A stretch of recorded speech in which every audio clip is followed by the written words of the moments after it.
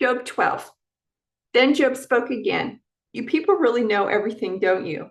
And when you die, wisdom will die with you. Well, I know a few things myself, and you're no better than I am. Who doesn't know these things you've been saying? Yet my friends laugh at me, for I call on God and expect an answer. I am a just and blameless man, yet they laugh at me. People who are at ease mock those in trouble. They give a push to people who are stumbling, but robbers are left in peace, and those who provoke God live in safety, though God keeps them in his power. Just ask the animals and they will teach you. Ask the birds of the sky and they will tell you. Speak to the earth and it will instruct you. Let the fish in the sea speak to you, for they all know that my disaster has come from the hand of the Lord. For the life of every living thing is in his hand, and the breath of every human being. The ear tests the words it hears, just as the mouth distinguishes between foods. Wisdom belongs to the aged, and understanding to the old. But true counsel and power are found in God. Counsel and understanding are his. What he destroys cannot be rebuilt. When he puts someone in prison, there is no escape. If he holds back the rain, the earth becomes a desert. If he releases the waters, they flood the earth. Yes, strength and wisdom are his. Deceivers and deceived are both in his power. He leads counselors away stripped of good judgment. Wise judges become fools. He removes the royal robe of kings. They are led away with ropes around their waist. He leads priests away, stripped of status. He overthrows those with long years in power. He silences the trusted advisor and removes the insight of the elders.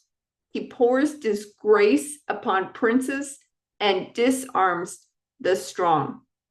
He uncovers mysteries hidden in darkness. He brings light to the deepest gloom. He builds up nations and he destroys them. He expands nations and he abandons them. He strips kings of understanding and leaves them wandering in a pathless wasteland. They grope in the darkness without a light. He makes them stagger like drunkards. Look, I've seen all this with my own eyes and heard it with my own ears. And now I understand. I know as much as you do. You are no better than I am. As for me, I would speak directly to the Almighty. I want to argue my case with God himself. As for you, you smear me with lies. As physicians, you are worthless quacks. If only you could be silent, that's the wisest thing you could do. Listen to my charge. Pay attention to my arguments. Are you defending God with lies? Do you make your dishonest arguments for his sake? Will you slant your testimony in his favor? Will you argue God's case for him? What will happen when he finds out what you are doing? Can you fool him as easily as you fool people? No, you will be in trouble with him. If you secretly slant your testimony in his favor, doesn't his majesty terrify you? Doesn't your fear of him overwhelm you? Your platitudes are as valuable as ashes. Your defense is as fragile as a clay pot. Be silent now and leave me alone. Let me speak and I will face the consequences. Why should I put myself in mortal danger and take my life in my own hands? God might kill me, but I have no other hope. I'm going to argue my case with him. But this is what will save me. I am not godless. If I were, I could not stand before him. Listen closely to what I'm about to say. Hear me out. I've prepared my case. I will be proved innocent. Who can argue with me over this? And if you prove me wrong, I will remain silent and die. Oh God, grant me these two things, and then I will be able to face you. Remove your heavy hand from me, and don't terrify me with your awesome presence. Now summon me, and I will answer. Or let me speak to you, and you reply. Tell me, what have I done wrong? Show me my rebellion and my sin. Why do you turn away from me? Why do you treat me as your enemy? Would you terrify a leaf blown by the wind? Would you chase dry straw? You write bitter accusations against me and bring up all the sins of my youth. You put my feet in stocks. You examine all my paths.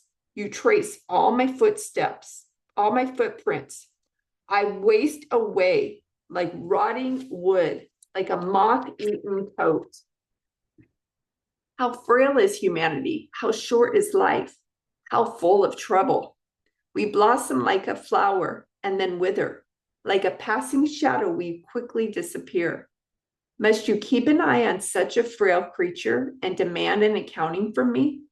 Who can bring purity out of an impure person? No one. You've decided the length of our lives. You know how many months we will live, and we are not given a minute longer. So leave us alone and let us rest. We are like hired hands, so let us finish our work in peace. Even a tree has more hope. If it is cut down, it will sprout again and grow new branches. Though its roots have grown old in the earth and its stump decays, at the scent of water, it will bud and sprout again like a new seedling. But when people die, their strength is gone. They breathe their last, and then where are they? As water evaporates from a lake and a river disappears in drought, people are laid to rest and do not rise again until the heavens are no more. They will not wake up nor be roused from their sleep. I wish you would hide me in the grave and forget me there until your anger has passed. But mark your calendar to think of me again. Can the dead live again? If so, this would give me hope through all my years of struggle, and I would eagerly await the release of death. You would call and I would answer, and you would yearn for me, your handiwork, and then you would guard my steps instead of watching for my sins. My sins would be sealed in a pouch, and you would cover my guilt. But instead, as mountains fall and crumble, and as rocks fall from a cliff, as water wears away the stones and floods wash away the soil, so you destroy people's hope. You always overpower them, and they pass from the scene. You disfigure them in death and send them away. They never know if their children grow up in honor or sink to insignificance. They suffer painfully. Their life is full of trouble.